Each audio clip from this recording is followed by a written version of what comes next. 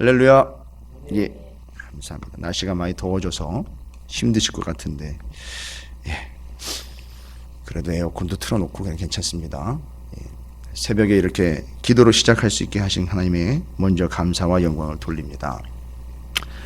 유다서가 이제 짧은 한 장의 말씀으로 구성이 되어 있는데, 이미 지난주에 계속 유다서를 묵상을 하면서 내용에 대해서는 제가 말씀을 드린 겁니다. 초대교회의 AD 90년경, 제가 369 핍박도 잠깐 말씀을 드렸지만 AD 90년경에 참 극심한 핍박이 왔을 때 실제로 예수를 믿던 사람들 가운데, 교회의 성도들 가운데, 심지어 교회조차도 예수님을 믿는 일이 너무나 고통스럽고 힘들고 너무 압박이 되어 오니까 실제로 예수님을 버리고 떠나가게 되는 배교자들이 나왔다는 거죠. 이게 이제 외부적인 압박이었습니다. 근데 이제 이렇게 되다 보면 내부적으로도 심각한 문제들이 생깁니다. 이 공동체가 연약해지기 때문에 이때야말로 이제 이 공동체를 무너뜨릴 수 있는 절호의 찬스다 해서 사단과 마귀의 세력들이 교회를 가만히 내버려 두질 않습니다. 그래서 외부적으로는 핍박이고 내부적으로는 이단들이 들어와가지고 온 교회를 지금 쑥대밭으로 만들어 놓고 있는 상황이에요. 그러니까 사도들이 봤을 때에는 이 교회 안으로 이단들이 들어와가지고 이런 얘기 저런 얘기 하는데 그럴 듯한 것 같은데 아닌 이야기들로 성도들이 넘어가게 되고 미혹을 받게 되고 쏠림 현상이 나타나게 되면서 그들을 따라 실제로 교회를 나가버린다든지 심지어는 교회 하나가 그냥 넘어가 버린다든지 이런 일들이 흔하게 일어나기 시작을 한 거예요. 이건 심각한 거죠. 그래서 그 당시 사람들은 아마 그렇게 생각도 했던 것 같습니다. 이거 마지막 때가 온 건가? 그래서 이 마지막 때에 믿음을 보겠느냐는 그 말씀이 요즘 이런데도 믿음을 지켜내는 사람이 있을까라고 말씀하시는 거 아닌가? 이렇게 생각이 들 정도로 심각하게 이단들이 교회 안으로 쳐들어와 가지고 엄청난 혼란을 일으키는데, 거기에 대해서 사도 요한도 그렇고 유다도 그렇고 하나님께서 복음과 생명과 구원을 주신 교회와 성도들에게 이단들에게 넘어가지 말고 믿음을 굳건히 지키라라는 명확한 메시지를 이제 유다서를 통해서 선포를 하고 있는 거예요. 지금 내용이 그런 내용들입니다. 오늘 말씀은 이미 이제 10절까지는 그 전에 이제 살펴봤고요. 11절에 여러분께서 이런 배경 하에서 생각을 해 보시면, 화 있을진저 이 사람들이요, 바로 이제 누구죠? 교회 안에 들어와 교회를 어지럽게 하는 이단 사상을 전파하고 퍼뜨리고 있는 아주 사악한 무리들이죠.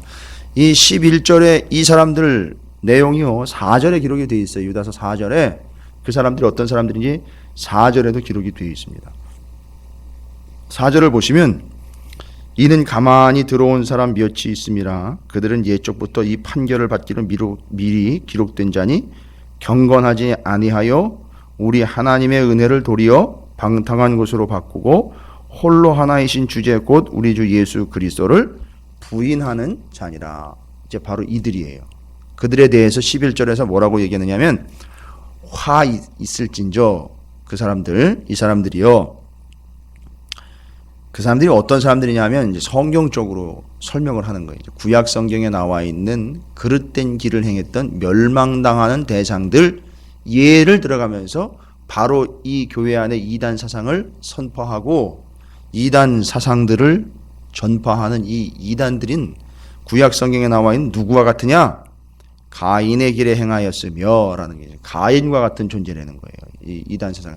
그러니까 아주 신랄하게 여러분 그러면 안 됩니다.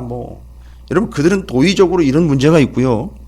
이런 상황 가운데 있어서 여러분 절대 넘어가면 안 됩니다. 이게 아니라 아예 구약 성경에 나와 있는 그들이 저주받았다라고 이야기하고 있고 절대 그 길을 따라가면 안 된다라고 대표적으로 뭔 문제가 있을 때마다 소위 말하면 저주받은 인간 이렇게 얘기할 때 대표로 똑똑똑 찍는 사람들이 있어요. 그러니까 이 이단들은 바로 그런 존재들이라 이런 얘기예요.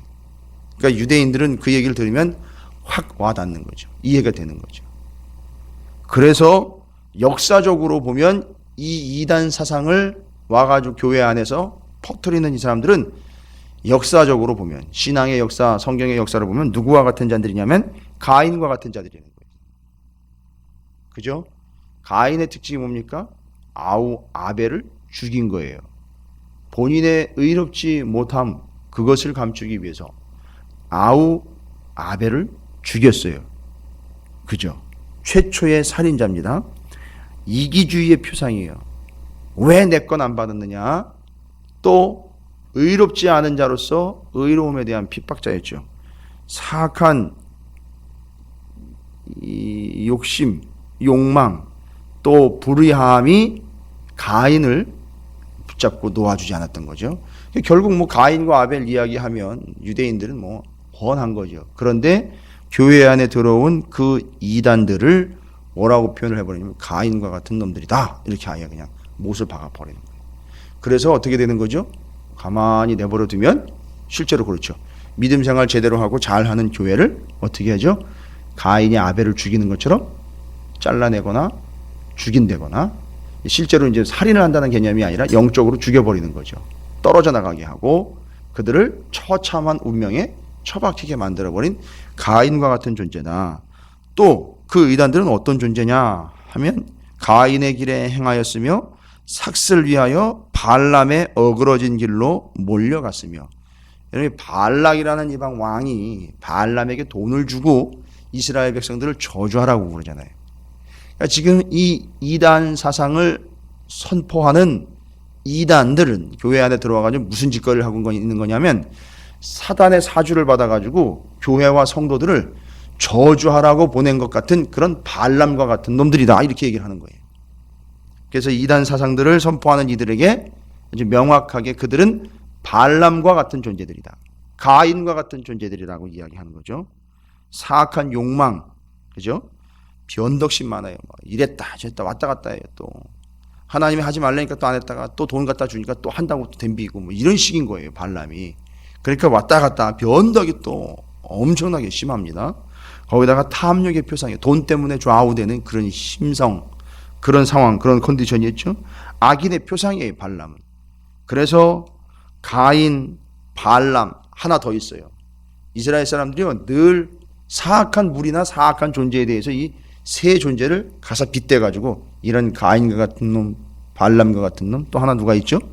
보니까 고라의 패역을 따라 멸망을 받았도다. 그러니까 고라. 여러분 이 고라는 누구냐 하면 모세에게 대든 하나님이 리더십을 세워서 리더로 세웠던 모세를 저항했던 고라 자손들 이야기하는 거예요. 고라. 대놓고 반대했고 대놓고 대들었던 지도자에 대해서 인정을 하지 않았던, 그리고 반역을 했던, 반대했던, 그리고 그 지도자들의 허움담을 통해서 지도자들을 무너뜨리려고 했던 그런 지도자에게 반항을 한 그 고라, 그런 존재와 같은 이 사단의 앞제비요 이단 괴수다, 이렇게까지 이야기를 하고 있는 거죠. 그래서 하나님의 일에 도전하는 아주 교만한 자들의 표상이고, 이들이 이제 출애굽기에 보면 광야 교회라고 표현된 그 광야의 공동체를 어지럽게 하는 대표적인 인물이었던 거죠. 그래서 보십시오. 이단들에 대해서 유대인들에게 알아듣기 쉽게 이야기하는 게, 그들은 최초의 살인자인 가인과 같은 존재고, 그들은 욕심과 욕망 때문에 오락가락했던 발람과 같은 존재들이고, 그들은 리더십 하나님에게 대들고 공식적으로 그 리더십을 부인하며 대들었던 고라와 같은 존재들이다. 그래서 세 존재를 이단과 비교를 하고 있습니다. 그래서 이 이단들은 가인이요 발람이요 고라다 라고 이야기하는 거예요. 그럼 이제 문제는 뭐냐면 이들의 운명은 가인과 같고 발람과 같고 고라와 같은 이들, 이 이단 사상을 와가지고 교회에서 선포하고 있는 이들은 뒷부분에 보면 14, 15, 16절에 심판을 받게 되어 있다라고 이야기를 하고, 그리고 그 심판을 받게 될 이유에 대해서 한 6가지 정도 그들의 위선적인 행동과 그들의 삶을 지적을 하고 있어요. 12절부터 13절에 많은 내용들이 기록이 되어 있는데 한 6가지 정도로 그들의 위선적인 행동이 보이고 있습니다. 이들이 어떻게 행동을 하는지 실제로 이야기하는데, 애찬의 암초다. 이 애찬이라는 건 성도들이 사랑과 교제를 위해서 모여서 먹고 마시는 일을 이야기하는 거거든요. 애찬은 초대교회는 꼭 예배가 드려지면 그 예배의 끝부분에 본인들이 집에서 가져온 음식들을 서로 펼쳐놓고 나누어 먹었습니다. 그래서 그 나누어 먹는 자리, 왜냐하면 6월절 만찬이라든지 6월절 애찬 같은 그런 개념들로부터 발전이 되는데, 그렇게 예배 후에 꼭 모여서 성도의 애찬을 나누는데, 그 이단자들은 이 애찬에 암초라는 거예요. 모여서 교제하고 그 맛있는 건 아니지만 그래도 간단하게 소박하지만 그것들을 나누어 먹을 때 이 이단들은 먹고 마시는 성도들의 일을 넘어지게 만드는 거예요. 교제를 깬다는 거예요. 이 성도의 애찬, 그러니까 단순히 먹는 문제가 아니라 성도의 교제와 나눔을 분열을 시키는 거예요. 깨버리는 겁니다. 여기 가가지고 이 얘기하고 저기 가가지고 이렇게 획책을 하는 거예요. 이게 이단들이 가지고 있는 특성이에요. 이단적인 성향들을 보이고 있는 이들이 실제로 있어요. 이거는 이단들이 하는 방법 중에 아주 대표적인 방법입니다. 먹는 거 가지고 넘어지게 돼 있어요. 교제 가지고 넘어지게 돼 있어요. 그래서 성도의 교제와 여기 애찬이라고 표현되어 있는 먹을 걸 나누어 먹으면서 교제하는 이 일들을 이단들은 파악을 하고 있다가 거기 그 문제를 이용을 해가지고 성도들을 획책을 해서 갈라놓고 또 다른 사상들을 심어놓고 그 자리를 통해서 자기 의견을 주장을 하고 이렇게 이용을 한 겁니다. 그래서 이 애찬이 초대교회의 대표적인 사랑의 증거이기도 했지만 이 애찬을 통해서 성도들을 혼란스럽게 만들고 교회를 찢어놓는 일에 이용을 했다는 거죠. 이단들이. 그러니까 여러분, 성도의 교제와 성도의 애찬, 오늘날도 마찬가지면 우리 교회도 식사를 마치면 잘 하고 있어요. 그렇게 교회 공동체 안에서 교회의 지도자와 또 영적인 리더십 아래에서 성도가 성도 간에 온전한 교제가 이루어질 때 신앙은 오히려 더 아름답게 발전할 수 있지만 이단들이 들어와가지고 그걸 알기 때문에 그걸 노리는 거예요. 그래서 획책을 합니다. 이단들의 특징이에요. 그 다음에 자기 몸만 기르는 목자다라고 이야기해요. 자기 몸만 기르는 목자. 왜 그러냐면 자기 몸만 기르는 목자는 결국 양과 목자의 비유가 어떻게 결론이 나버리냐면 목자는 양을 잡아먹으려고 있는 존재, 이렇게 돼버리는 거예요. 그래서 그 양들을 잡아먹는 거예요. 그래서 그들을 착취하는 자로 삭군 목자로 세워지게 되는 거죠. 그 다음에 그 공동체 안에서 양들을 착취하는 존재들로서 자기 몸만 챙기며 자기 이익만 생각하는 존재들. 그래서 여러분 아시겠지만 이단들이 재산이 많아요. 다 이런 근거가 있는 거예요. 이단들이 어마어마한 재산을 가지고 있습니다. 그걸 다 성도들로부터 다 착취를 한 거예요. 바쳤다고 이야기하겠지만 아니요. 착취를 해서 이단의 재단을 세우거나 이단의 센터를 세운다든지 이단의 집단 거주지를 세운다든지 그 다음에 이단들의 사업을 이끌어 간다든지 하면서 착취를 합니다. 그게 이단들의 특징입니다. 또 계속 이야기하죠. 바람에 불려가는 물 없는 구름. 상당히 건조한 거죠. 물이 없는 구름이에요. 그림만 가리는 거죠. 또한